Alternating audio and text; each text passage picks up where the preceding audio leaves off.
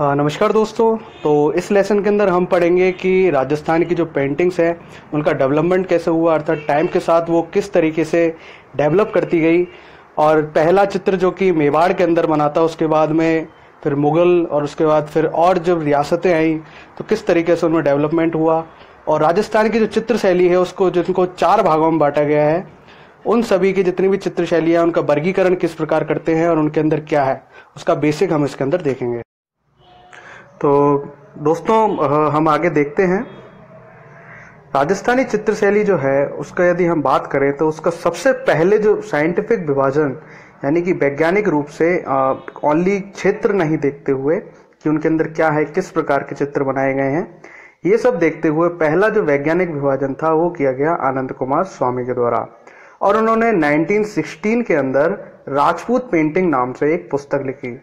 उसके अंदर उन्होंने राजस्थान की पेंटिंग्स को डिवाइड किया, उनके जो बेसिक फीचर्स थे उनको उन्होंने लिखा। और उन्होंने पर राजस्थान की जो पेंटिंग थी, जो राजपूत पेंटिंग्स थी, उनके अंदर राजस्थानी पेंटिंग्स के अलावा एक पहाड़ी चित्रशैली को भी शामिल किया था। परंतु अब समय के साथ बाद में राजपूत शैली के अंतर्गत केवल राजस्थान की चित्रकला को ही स्वीकार किया गया, यानी पहाड़ी चित्रशैली को राजपूत चित्रशैली से अलग कर दिया गया। और वस्तुतः अगर हम बात करें राजस्थानी चित्रशैली क्या है, तो राजस्थानी चित्रकला से तात्पर्य उस चित्रकला से है जो इस प्रांत यानी राजस्थान की धरोहर है और पूर्व में राजपूताना राज्य में प्रचलित थी। तो कोई भी हमसे पूछे कि राजपूत पेंटिंग्स मतलब राजस्थान की जितनी भी रियासतें थी उनके अंदर जो चित्रकला चलती थी वो होगी राजपूत पेंटिंग्स। अब हम बात करें राजस्थान की पेंटिंग्स का डेवलपमेंट, यानी समय के साथ किस प्रकार से राजस्थान की पेंटिंग्स बढ़ती चली गई। तो राजस्थानी चित्रकला की यदि जन्मभूमि की बात करें तो मेदपाट, जो कि मेवाड़ को कहा जाता था, उसने अजंता चित्रशैली जो थी उस परंपरा को आगे बढ़ाया। हम भारत के अंदर यदि सबसे पुराने चित्रों की बात करें तो लगभग अजंता शैली के जो चित्र हैं वो जो भारत के अंदर सबसे प्राचीन चित्र कहे जाते हैं। हालांकि भीमबेटका की गुफाओं के अंदर भी चित्र मिले हैं, परंतु जो भित्ति चित्र वास्तविक रूप से बने हुए हैं वो सबसे पहले अजंता की गुफाओं के अंदर पाए जाते हैं। तो राजस्थान के अंदर इन्हीं अजंता शैली की जो भित्ति चित्रों की जो कला थी उन्हें आगे बढ़ाया गया। पर राजस्थान की जो प्रारंभिक चित्रकला थी उस पर जैन शैली, गुजरात शैली और अपभ्रंश शैली का प्रभाव बना रहा। यानी कि जो प्राचीन जो शुरुआत जब हुई तो उसके अंदर जैनों के जो शैली होती थी चित्रकला की, उनकी, गुजरात की, अपभ्रंश की, इन शैलियों का प्रभाव ही रहा। परंतु बाद में राजस्थान की चित्रशैली मुगल काल से समन्वय स्थापित कर परिमार्जित होने लगी। यानी कि बाद में गुजरात शैली और जैन शैली का प्रभाव धीरे धीरे कम हुआ और मुगल शैली के साथ राजस्थान की जो चित्रकला थी उसने सामंजस्य स्थापित किया। हम देखते हैं कि 17वीं शताब्दी से जब मुगल साम्राज्य का प्रसार हुआ और राजपूतों के उनके साथ राजनीतिक और वैवाहिक संबंध बने, तो उसके बाद राजपूत चित्रकला पर मुगल शैली का प्रभाव बढ़ता गया। क्योंकि राजपूत एक प्रकार से मुगलों के अधीन हो गए थे, तो वहां पे उनके संबंधों के कारण विभिन्न चित्रकार राजपूतों के दरबार में आने लगे और राजपूती चित्रकार मुगल दरबारों में जाने लगे, जिससे इनकी शैलियों के बीच में काफी तालमेल होने लगा। और विद्वान 17वीं शताब्दी और 18वीं शताब्दी का जो प्रारंभिक काल है उसे राजस्थानी चित्रकला का स्वर्ण युग मानते हैं। कोई भी चित्रकला या फिर कोई भी स्थापत्य कला, शिल्प इत्यादि तब डेवलप होते हैं जब किसी राज्य के अंदर शांति हो, उस राज्य का समुचित विकास हो रहा हो, उस राज्य का पैसा हो। क्योंकि 17वीं शताब्दी का काल शांति का काल था राजस्थान के लिए, क्योंकि अधिकतर राजपूत राज्यों ने मुगल अधीनता स्वीकार कर ली थी, तो आपसी द्वंद्व की स्थिति नहीं थी। तो ऐसे में वहाँ के शासकों ने पेंटिंग करने वालों, विभिन्न जो शिल्पकार थे, उन्हें काफी उस समय अपने यहाँ शरण दी थी। तो उन शिल्पकारों ने और पेंटर्स ने चित्रकला इत्यादि को काफी बढ़ावा दिया। और उसके अलावा जब हम बात करें सन 1650 ईस्वी के आसपास, जब औरंगजेब दिल्ली की सत्ता में आया, तो सभी को पता है कि औरंगजेब ने उस समय अपने दरबार से सभी चित्रकारों को निकाल दिया था, विभिन्न प्रकार के कलाकारों को अपने दरबार से निकाल फेंका था। तो उन जो चित्रकार थे उन्हें राजस्थान के जो राजा थे स्थानीय, उन्होंने अपने यहाँ शरण दी, जिसके कारण उन लोगों ने मुगल प्रभाव को राजस्थान की पेंटिंग के अंदर लाए और उसके अलावा उन्होंने राजस्थानी चित्रकला को बढ़ावा देने में एक बहुत बड़ा योगदान दिया।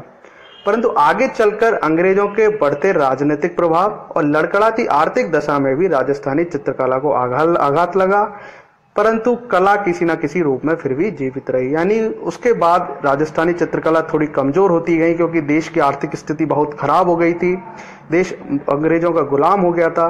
परंतु किसी ना किसी रूप में चित्रकला बढ़ती रही, परंतु उसकी गति उस प्रकार की नहीं रही जो 17वीं और 18वीं शताब्दी की शुरुआत में थी। अगर हम बात करें राजस्थानी चित्र शैलियों के वर्गीकरण की, तो राजस्थान की चित्र शैलियों का हमने देखा कि पहला जो वैज्ञानिक वर्गीकरण था वो किया गया आनंद कुमार स्वामी के द्वारा। परंतु राजस्थान की चित्र शैलियों को जब हम बांटते हैं तो बेसिकली उसे क्षेत्र के आधार पर शैलियों को बांटा जाता है, अर्थात किस क्षेत्र में किस प्रकार की शैली चल रही है उस हिसाब से यहाँ पे राजस्थान के अंदर चित्र शैलियाँ बनाई गई हैं, जिन्हें स्कूल्स कहा जाता है। फिर उन शैलियों की उप शैलियाँ बनाई गई। तो भौगोलिक और सांस्कृतिक आधार पर राजस्थानी चित्रकला को 4 स्कूलों या शैलियों में विभक्त कर सकते हैं। एक शैली में एक से अधिक उपशैलियां हैं, जैसा कि दर्शाया गया है। यानी कि एक शैली के अंदर जरूरी नहीं एक ही चित्रकला हो, एक से अधिक चित्रकलाएं भी ज्यादातर जो चित्र शैलियां हैं उसके अंदर दी गई हैं। तो चित्र शैलियों की बात करें तो सबसे पहली जो चित्र शैली आती है वो आती है मेवाड़ शैली। मेवाड़ शैली का मतलब है मेवाड़ क्षेत्र, जिसके अंदर दक्षिण राजस्थान, उदयपुर, चित्तौड़गढ़, डूंगरपुर, बांसवाड़ा, हालांकि डूंगरपुर बांसवाड़ा को बांगड़ कहा जाता है, परंतु पहले ये मेवाड़ राज्य के अंदर आते थे। उसके अलावा राजसमंद और भीलवाड़ा और इसके आसपास का जो क्षेत्र है वो पहले राजस्थान के अंदर मेवाड़ कहलाता था। तो मेवाड़ के अंदर बेसिकली 4 शैलियों का विकास हुआ, जिनमें पहली चावंड शैली। चावंड जो थी वो महाराणा प्रताप की राजधानी थी। तो महाराणा प्रताप ने अपने अभियान के दौरान भी काफी चित्रकारों को स्थान दिया था और उन चित्रकारों ने वहां पे एक शैली को डेवलप किया। तो वो चित्र शैली चावंड चित्र शैली। हालांकि चावंड चित्र शैली को हम अलग से नहीं पढ़ते हैं, मेवाड़ शैली के अंदर ही इसको पढ़ लिया जाता है। उसके अलावा उदयपुर चित्र शैली, जो कि उदयपुर के जो शासक थे जगत सिंह, उनके समय काफी डेवलप हुई थी और राजस्थान का पहला चित्र उदयपुर शैली का ही मिलता है।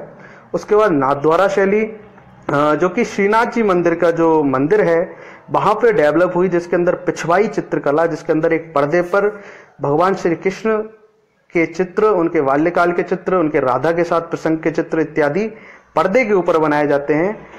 और आगे आके आज के समय में ये सबसे ज्यादा व्यावसायिक शैली के, यानी कि सबसे ज्यादा धन कमाने वाले चित्रकार इसी शैली के अंदर हैं। उसके बाद फिर देवगढ़ शैली, जो कि देवगढ़ मेवाड़ के ही एक सामंत हुआ करते थे देवगढ़ के अंदर, जिन्हें 16वां उमराव कहते थे। उनके समय वहां स्थानीय एक चित्र शैली को उन्होंने डेवलप किया, जो कि देवगढ़ शैली कहलाती है। मेवाड़ शैली के बाद जो दूसरी चित्र शैली आती है वो आती है मारवाड़ शैली, जो कि मारवाड़ क्षेत्र, जिसके अंदर पश्चिमी राजस्थान, जो कि मरुभूमि है, जैसलमेर, जोधपुर, बीकानेर और नागौर, ये सभी जो क्षेत्र वाला जो है वो मारवाड़ शैली के अंदर इसमें चित्रकला का विकास हुआ, जिनके अंदर 3 प्रमुख शैलियां बेसिकली डेवलप हुई। पहली जोधपुर, दूसरी बीकानेर और तीसरी किशनगढ़। जोधपुर चित्र शैली जो थी वो मुख्य रूप से मेवाड़ शैली थी, मारवाड़ की शैली थी। उन्हीं से आगे जाके एक बीकानेर शैली का डेवलपमेंट हुआ, जिसके अंदर एक विशेषता आई कि इसके कलाकारों को उस्ताद कहा जाता था। उस्ताद कहने के अलावा एक उस्ता कला, जिसके अंदर जो ऊंट होती थी, ऊंट की खाल के ऊपर स्वर्णिम कारीगरी की जाती थी, तो उसका एक अलग से उस्ता कला का या बीकानेर चित्र शैली के अंदर डेवलपमेंट हुआ। उसके अलावा किशनगढ़ शैली, जिसका सर्वाधिक डेवलपमेंट किशनगढ़ के शासक जो थे सामंत दास, उनके काल में हुआ और उनके समय वनी ठनी नाम का एक चित्र बना, जो कि राजस्थान की मोनालिसा कहलाती है। उस चित्र को भी हम आगे देखेंगे। तो किशनगढ़ शैली, जिसके अंदर राधा कृष्ण के चित्र बनाए जाते थे और मोर ध्वज निहाल चंद नाम के एक बहुत बड़े कलाकार थे जो कि इन चित्रों को बनाया करते थे। उसके बाद फिर हाड़ौती शैली, जो कि हाड़ौती क्षेत्र, जिसके अंदर कोटा, बूंदी, बारा और झालावाड़, उनके अंदर चित्र शैली का जिसका डेवलपमेंट हुआ उसको हाड़ौती शैली कहा गया, जिसके अंदर 2 शैलियां प्रमुख है, जिसके अंदर बूंदी शैली और कोटा शैली। तो बूंदी शैली के जो चित्र हैं वो वह चित्र हैं जो बूंदी के किले के अंदर जो बेसिकली बनाए गए। बूंदी के किले के अंदर एक रंग महल है जहां पे बहुत से चित्रों को सजाया गया है और बेसिकली पशु पक्षियों से रिलेटेड चित्र इस शैली के अंदर बनाए गए। वहीं अगली शैली आती है कोटा शैली, जो कि बूंदी शैली की ही एक शाखा है, परंतु कोटा शैली के अंदर स्त्रियों और उसके अलावा जो पशु शिकार इत्यादि के दृश्यों को प्रधानता दी गई। फिर एक चौथी शैली जो आती है वो आती है ढूंढार शैली, जो कि जयपुर, अलवर, शेखावाटी और उसके अलावा पूर्वी राजस्थान के कुछ भाग जिनमें करौली, धौलपुर, सवाई माधोपुर ये सब जिले आते हैं। तो बेसिकली जो जयपुर रियासत थी उसके अंदर जो शैलियां डेवलप हुई वो ढूंढार शैली आई, और यह वह शैली थी जो सबसे ज्यादा मुगल प्रभाव में थी। तो आमेर और जयपुर की शैलियां, जिसके अंदर सबसे पहले आदमकद चित्र बने, उसके अलावा अलवर जो कि सबसे ज्यादा कामुकता लिए हुए शैली थी और सबसे ज्यादा खुले विचारों वाली शैली थी, क्योंकि वैश्याओं के चित्र अलवर शैली के अंदर ही सबसे ज्यादा बने हैं और सर्वप्रथम इसी शैली के अंदर राजस्थान के अंदर वैश्यावृत्ति, कामुकता, कामशास्त्र इन सब पर चित्र बनाए गए। उसके अलावा उनियारा और शेखावाटी, जिनमें से शेखावाटी जहाँ की हवेलियां बहुत ज्यादा प्रसिद्ध है, वहां पे हवेलियों के अंदर विभिन्न सेठों द्वारा काफी सारे भित्ति चित्र बनवाए गए और बहुत से जो काफी चित्रकार थे उन्हें काफी प्रमोट किया गया, उन्हें शरण दी गई। तो इन चारों ही चित्र शैलियां और उनकी उप शैलियां सभी के बारे में विस्तार से हम इस कोर्स के अंदर पढ़ेंगे। और सबसे पहले हम ये भी देखेंगे कि राजस्थान की चित्र शैलियां क्यों यूनिक है, उनमें क्या मौलिकताएं हैं कि उन्हें अलग से एक विशेष विषय या एक टॉपिक के रूप में हमें पढ़ना पड़ रहा है। धन्यवाद।